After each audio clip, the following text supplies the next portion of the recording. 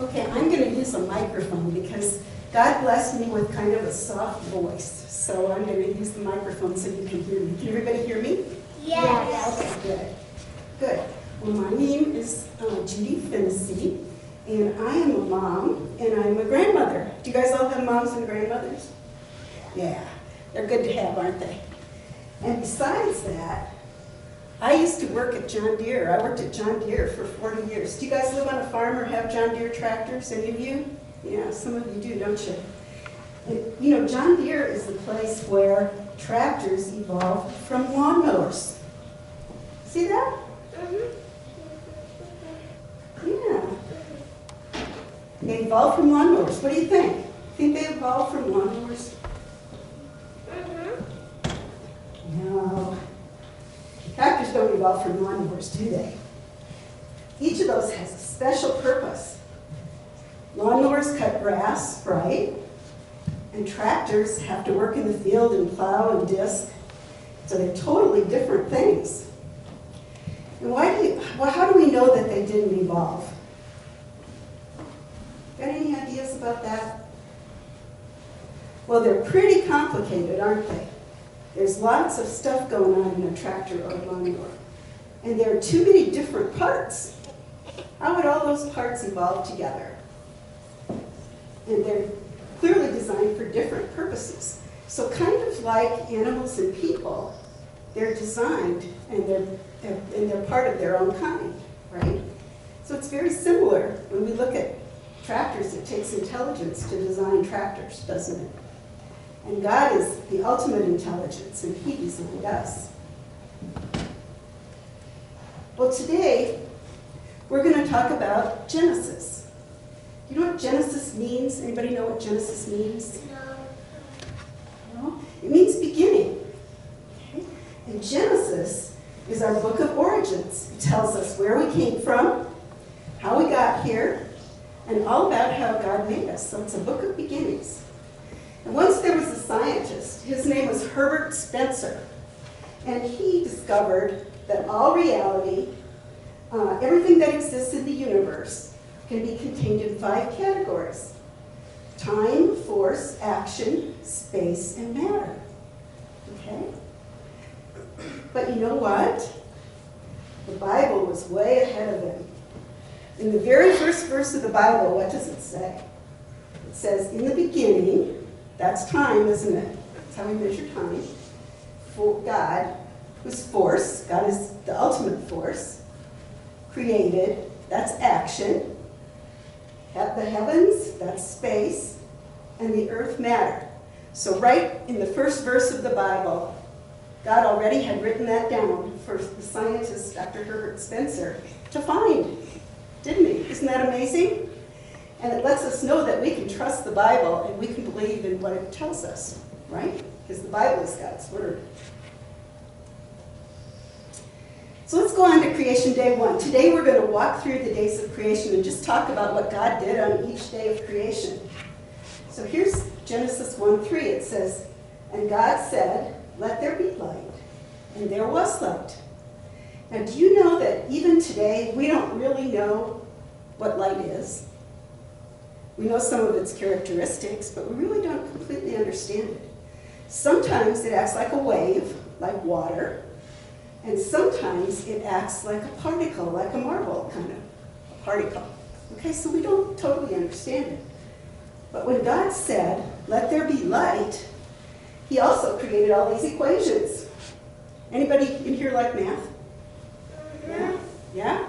Okay, good, because math is really a gift from God, and it helps us be able to understand His creation, right? And so when God said, and there was light, all those equations also came into being. Well, God made lots of different kind of light. Does anybody know what these lights are? Fireflies. Fireflies, exactly, yes. Do you like fireflies? No? Do you ever catch them? Do you go out and catch them at night? No? Well, you know, in the Midwest, where I come from in Iowa, there's lots and lots of fireflies. There aren't quite so many here, but you can still see them, and you can go out and catch them. Here's a picture of a firefly. And he's got his light right in the back, right? You can see it right in the back glowing. Fireflies make their own light, and they blink on and off to signal each other, don't they? You see them blinking when you see fireflies? No. No, you don't see them blinking? Seen one. Sometimes they do, yeah. Sometimes they do and sometimes they don't. How do they keep their lights on? Does anybody know? Well, they don't have batteries, do they? No. No. No, living animals don't have batteries. No, I don't think so either. Okay, so actually God used two chemicals. And those chemicals were luciferin and luciferase. Those are kind of hard to say. Luciferin and luciferase. Okay? And scientists learned from studying those chemicals, they learned how they could make a light stick. Okay? And I've got one right here. And I also left some with your teacher so that you could have them when I'm gone. But I want you to be really careful with them because if you break them open, they could stain your clothes. So wait till you get home, okay? So when you break the light stick, and you shake it up, those two chemicals mix, and they produce light. Isn't that amazing? The same way a firefly produces light. So scientists studied God's creation so they could come up with this light stick. Isn't it wonderful how God gives us the ability to study His creation and do that? He created math and science so we could do that. These are good for camping or hiking or just playing around with, aren't they? But they don't stay on very long. See, God's design was better because the fireflies can keep theirs on and off all of their lives, can't they? They can blink them on and off and they can keep them their entire life. Okay. Another person we want to get to know on day one is a scientist, and his name was Isaac Newton. And he's one of our great scientists. And did you know that when Isaac Newton was young, they had a very bad disease in Europe. It was called the plague, kind of like what we have today with the coronavirus. And they had to cancel school for 2 whole years. Would you like that? No. Yeah.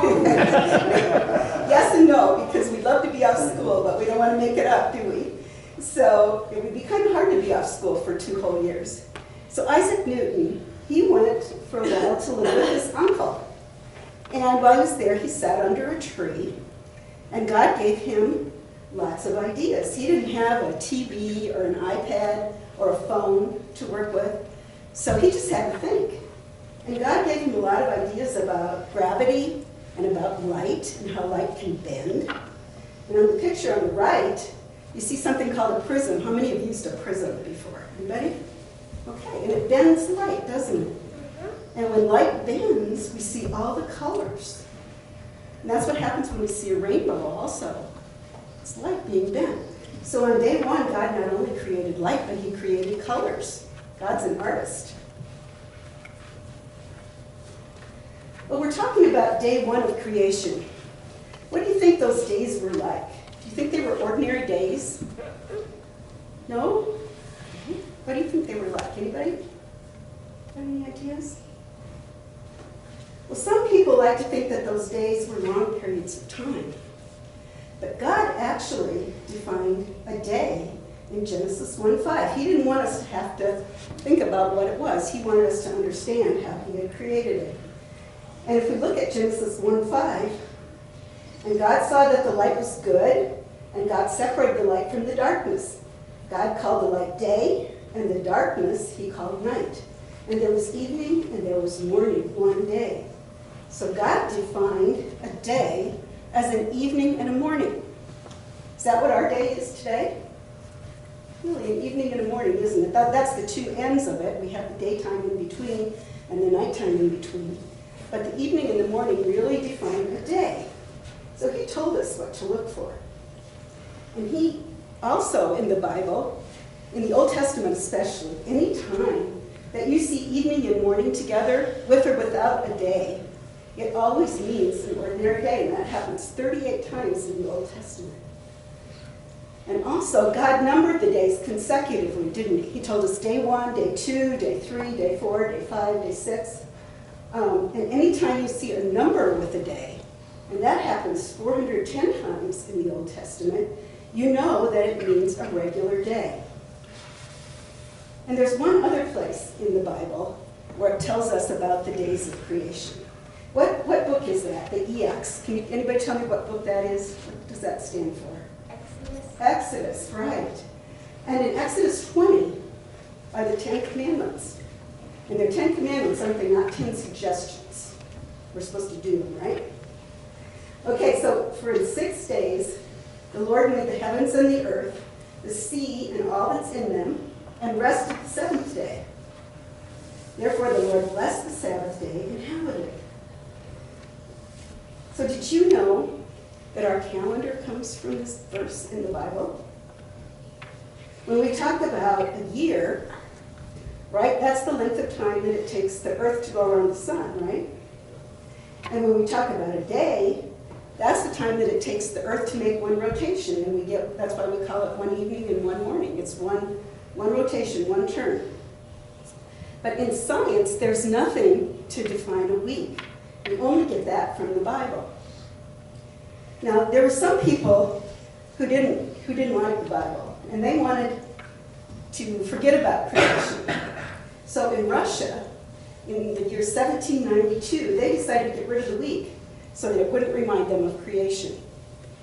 So instead of having a 7-day week, they went to a 10-day week. And how would you like that? You get to go to school 3 more days each week. That'd be good? Yes. Yeah? Okay. You like school, huh? And then in France, they tried another experiment like that. They decided to eliminate the weekends, and they went to a 5-day week. So they went Monday, Tuesday, Wednesday, Thursday, Friday, and then they started over with Monday. Would that be fun? Yes. Yes, you think so? You'd be in school every single day. Your teachers might not like that so much. So day 1 is important because God did a lot of stuff on day 1. He created the earth and the heavens and light and time, and he defined a day, and he told us what a week was going to be. Well, let's get going here. Let's move on to day 2. On day 2, God separated the waters above from the waters below, and in the middle was the expanse. So some people think, well, maybe God didn't do very much on day 2. Maybe he took a little time off. What do you think? Think God took a little time off? No, he didn't. When he separated the waters and created the atmosphere, he created something called the water cycle, the water cycle. Does anybody know what the water cycle is? Have you studied that? Okay, it's when the water evaporates, it forms clouds, it condenses into clouds, and then sometimes it rains, and then that waters the earth, and we start the whole cycle over again, don't we? Well, we don't know if it rained before the flood. It may not have. But what God was doing here was setting up the earth and getting ready for life, to create animals and to create man. So he was getting the earth ready. So does rain happen on any other planet besides the earth? Do we know? I think so. You think so? Do you know what planet that might be? The sun. The sun, you think? I don't think rain happens on the sun. How about you? Do you know? Oh, were you? I bet you were asking a question. No, just stretching. Well, stretches get you every time, don't they? So, on Venus, it doesn't rain anywhere else in the solar system besides here. But on Venus, the temperature is 900 degrees. Would you like to live on Venus? No. No. And on Mars, the temperature is minus 200 below zero. Would you like to live there? No. No. So God made the earth so that it would be perfectly inhabitable for us, so we'd be comfortable living here, didn't we? And that's what he was doing on day 2, is setting up that atmosphere and the water cycle so that we would be comfortable. Let's go on to day 3. What's that? A A tree. And then God said, let the earth sprout vegetation, plants yielding seed, and fruit trees on the earth bearing fruit. And it was so. So why do you think God made trees? What do they do for us? They give us nectar, they give us fruit and veggies. Yeah, they give us food, don't they? Apple pie, cherry pie, all those good things. Yeah. They give us oxygen. Oxygen, right. Plants put out oxygen and they use up carbon dioxide. Kind of the opposite of us, isn't it? So they help us survive and continue to live. Anything else? They give us shelter, don't they? We make buildings out of them. And they also give us shade. Isn't it more fun to sit under a tree on a hot day than out in the sun? Yeah. And we can climb the trees. It's fun to climb the trees. Yes.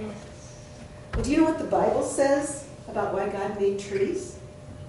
It says he made them for food and because they're pleasing to the eye. So he wants us to enjoy beauty too, doesn't he? Yeah, God's an artist. Well, he also made another plant on day 3. Anybody know what this is? Corn. Cornstalk, yeah, it's corn. And there's something special about the corn, though. When the sun hits the leaves transmit light down to the roots. And if you looked underneath the ground, through the dirt, you'd be able to see the light in the roots. And that's what makes the plant be able to get nutrients and grow. Well, from studying corn, scientists came up with something called fiber optics. And you know what wire looks like, right? Well, fiber optics are a special kind of wire. They're made out of a special kind of plastic. And we can transmit light through fiber optics.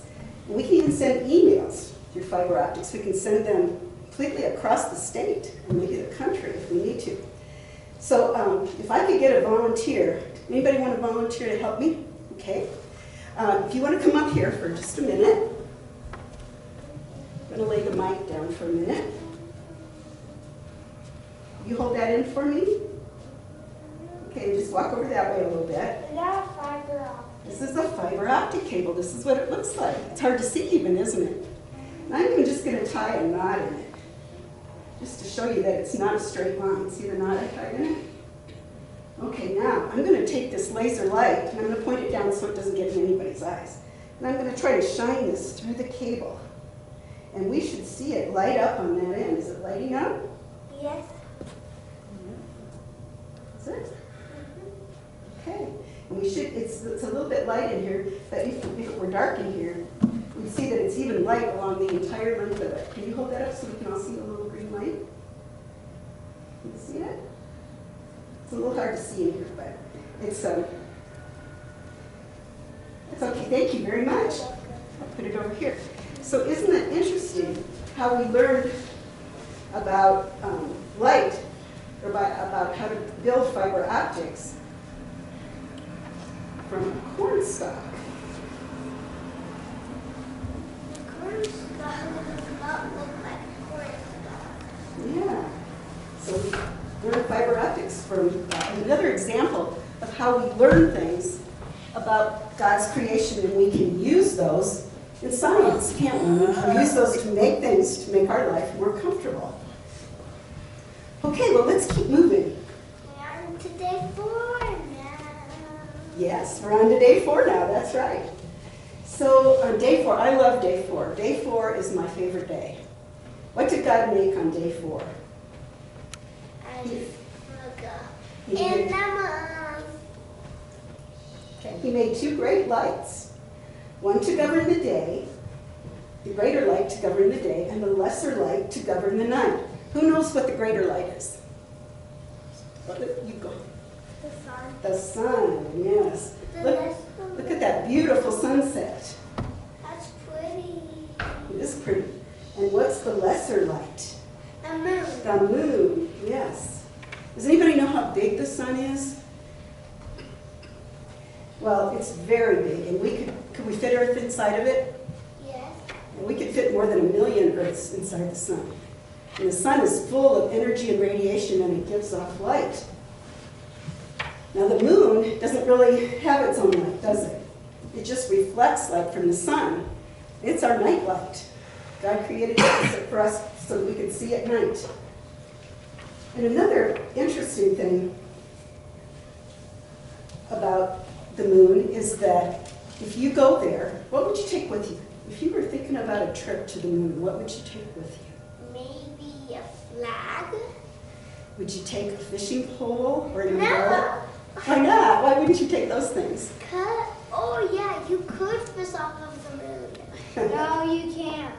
Probably There's no couldn't. water. That's right. There's no water on the moon. So those things wouldn't do you any good, would they? And you'd also be lighter on the moon, wouldn't you?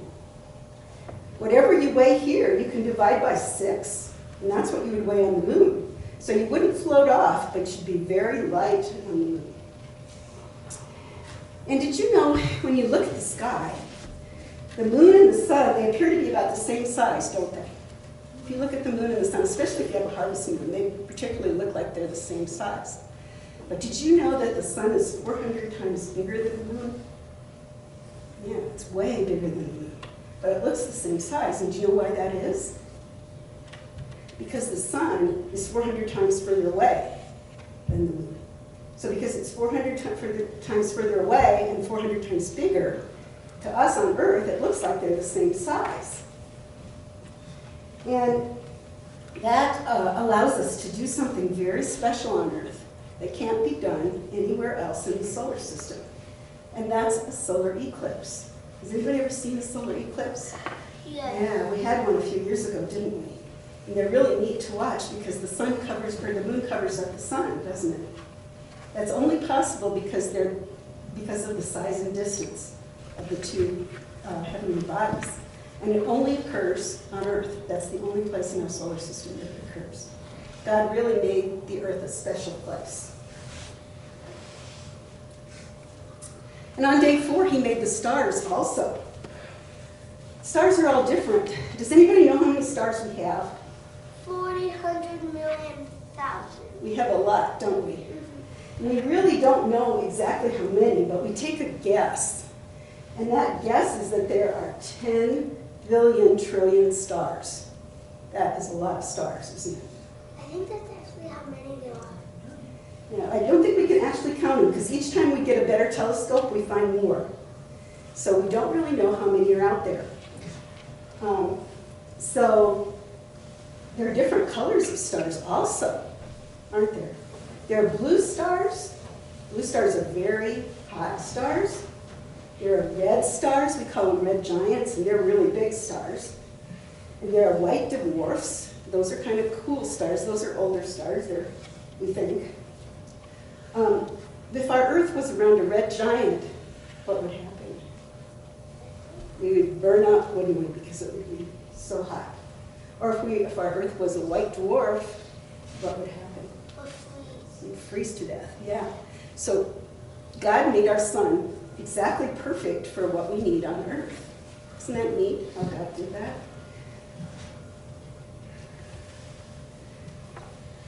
Also, some stars blink, like the fireflies that we talked about. How'd you like that if the sun blinked all the time? That wouldn't be fun, would it? You'd be seeing things. Yeah, it'd be like having a bright light blinking on all the time. And what shape are the stars? Does anybody know that? A circle. Round, aren't they? And gravity keeps them round, doesn't it? Okay, well, let's move on to day 5. On day 5, then God said, "Let the waters teem with swarms of living creatures, and let birds fly above the earth in the open expanse of the heavens." So God made fish and birds on day 5. Do you think we found Nemo? Yes. What do you think? Yeah, I think we did. And there's a robin. And you know what else? I think we found out God's favorite color. What do you think God's favorite color is? Rainbow. A rainbow. Yeah, that's probably true. But remember the sunset? It was all orange. And the fish is orange. Yeah, and the robin has an orange breast. Yes? Orange. Orange, yeah. I think maybe God's favorite color is orange. And he made a beautiful variety for us, didn't he? You know, God has a sense of humor, too.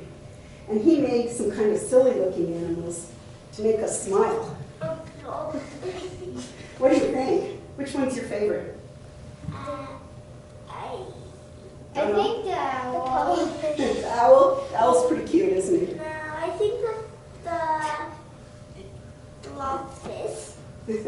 Okay. Want to see my favorite? Okay. Ooh, Blobfish. that's Callie's favorite. Yeah, he lives way down deep in the ocean. Well, and you know what else? On day 5, God also made ducks, didn't he? This is a duck feather. And do you know what we can also learn from a duck feather? I need 3 volunteers for this one. Can I have 3 people? How about you 3 right there?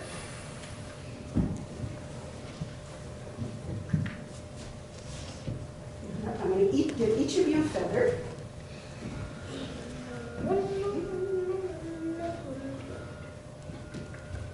Okay, I want you to take those feathers and want to turn around so they can see.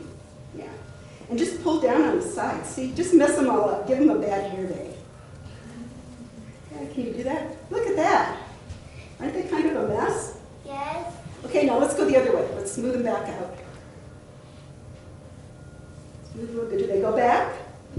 They do, don't they? That's because they have little hooks there that when you go back up the feather, those hooks come back together. Does that remind you of anything? Yes. What do you think? What does it remind you of? Hook hand. Okay, well, there's something on your shoes and on a lot of your jackets. Hooks. What's it called? Not hooks, but it's Velcro. It's Velcro. So scientists learned to make Velcro from studying duck feathers. You guys can just hold on to those duck feathers if you want. You can go back to your seat. Thank you for helping me. Okay, so we're ready to go on to day 6, and day 6 was a really important day, wasn't it? He made animals. Yeah, he made land animals. And what else did he make on day 6? Do you remember? People. Well, he made tigers, he made giraffes. He made plants. There's a horses. What's that? Squirrel. A squirrel. It's Landry. He looks curious, doesn't he? He's a curious He's like squirrel. this. He's like this. And God, after God finished making all the animals, It looks cute. he said, let us make man in our image. And what was different about that? That they made people. Yes. And people are made in the image of God, aren't they? Adam and Eve, our first parents, were made in the image of God. What does that mean? I don't know. Does that mean we look like God? Well, we don't know for sure. We look like Jesus, and Jesus was God on earth. But more importantly, it means that we have the ability to think and to be creative, and we have a sense of humor, right? All those things that God gave us. Well, there's one animal we haven't really talked about. And I'll bet you guys like these animals. That's the dinosaur. Oh, yeah. What kind of dinosaur is that? T-Rex. A T-Rex. And how do you like that other picture? Do you think T-Rexes like push-ups? No, because they have very short arms, don't they? So he'd bump his nose if he tried to do push-ups. Well, you know, dinosaurs look really mean, and we always think of them being mean and having big teeth, but actually, dinosaurs and all the other animals at the beginning of creation were vegetarians. They didn't eat any meat, even T-Rexes. And today, we don't think that dinosaurs are really as old. A lot of times people say that dinosaurs are millions of years old, that they didn't live with people. But dinosaurs were land animals, and God created all the land animals on day 6. So dinosaurs lived at the same time as mammals and as people. And one of the things that scientists have been finding is when they dig up dinosaur bones, they find red blood cells in the dinosaur bones. And they find even DNA. Does anybody know what DNA is? Can you tell me? It's like your blood, like genetics or something. Yeah. It's all of your genes, all the information about how to make you. And they find that in the dinosaur bones, how to make dinosaurs. And so we know that DNA doesn't last very long, only about 500 years. So we know that dinosaurs can't be very old. And that agrees with what the Bible says. So science is beginning to understand that what the Bible says is true. Do you think there were dinosaurs on the ark? What do you think? Yeah. You know, the biggest dinosaur egg that they've ever found is about the size of a football. Now, what kind of dinosaurs would they have taken on the ark? Probably would have taken young dinosaurs, right? Like So they had plenty of room for them. a a pterodactyl. Yeah, but be a small one, right? Because they wanted young ones so that they could have children, right? And so they took young ones on the ark with them, and so that they could have children later, and so that they could fit them on the ark. But it was perfectly possible for them to fit all those dinosaurs on the ark. You know, some people say dinosaurs turned into birds, but I don't think so. Have you ever seen anything like this? No. No. If dinosaurs turned into birds, we should find the remains of creatures like this in our fossil record. But we don't find any of those. If we did, they'd be called transitional fossils, but we've never found any, at least not any that are real. Okay, so that's kind of our walk through the days of creation. I want to say thank you so much for allowing me to talk to you today, and I hope it was interesting, and I hope you learned a lot. Thank you. You guys say thank you.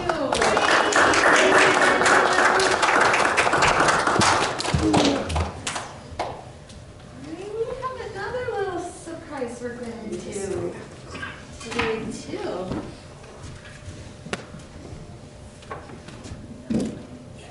Like, wow.